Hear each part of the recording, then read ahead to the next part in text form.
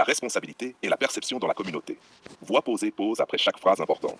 Je veux commencer par une histoire que j'ai vécue, ou plutôt que j'ai observée. J'ai vu des hommes noirs se comporter avec respect, loyauté, intégrité. Des hommes qui n'ont jamais cherché à faire du mal. Des hommes qui ont donné leur meilleur, jour après jour, dans leurs relations.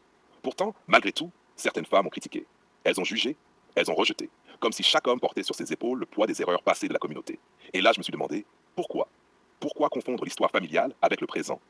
Pourquoi juger un homme pour ce qu'il n'a jamais fait? Partie 1, la responsabilité individuelle 2.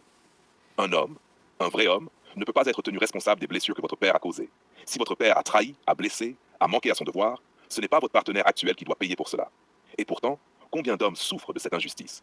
Combien voient leur loyauté, leur intégrité, rejetées simplement parce qu'ils sont jugés sur le passé des autres? Il est temps de le dire clairement. La responsabilité est individuelle. Chacun doit être jugé pour ce qu'il est, pas pour ce que d'autres ont fait avant lui.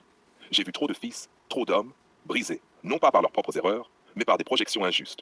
Introspectez un instant. Combien de conflits viennent de cette confusion entre passé familial et présent? Trop souvent, on oublie de voir l'homme tel qu'il est. On le voit à travers les lunettes des blessures que nous portons.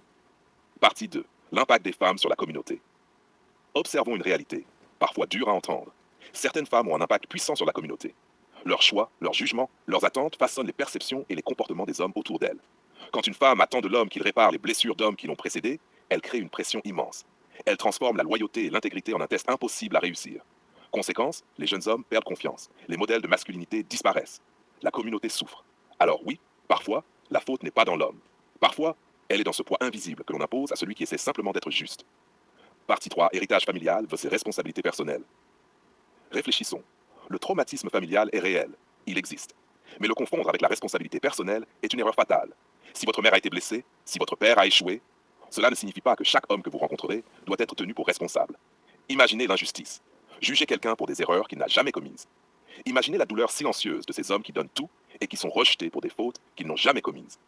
Introspection profonde. Combien de relations sont brisées par cette confusion? Combien de potentiels sont gaspillés par des attentes impossibles à satisfaire? Partie 4. Appel à la conscience et à l'équilibre. Les hommes doivent comprendre. Soyez présents, soyez responsables, soyez loyaux. Mais ne portez pas le fardeau de l'histoire des autres.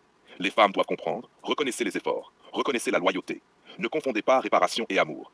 L'équilibre ne vient que lorsque chacun assume son rôle. L'équilibre ne vient que lorsque la responsabilité individuelle prime sur la projection collective. Une communauté forte ne se construit pas sur la culpabilité des hommes, mais sur le respect mutuel et la clarté des rôles. Récapitulons. Un homme est jugé pour ses actes, pas pour ceux des autres. Une femme peut être influente, mais elle doit distinguer passé et présent. Respectez la responsabilité individuelle, honorez le rôle de l'homme et construisez des relations justes et solides. Sinon, nous répéterons les erreurs du passé, encore et encore.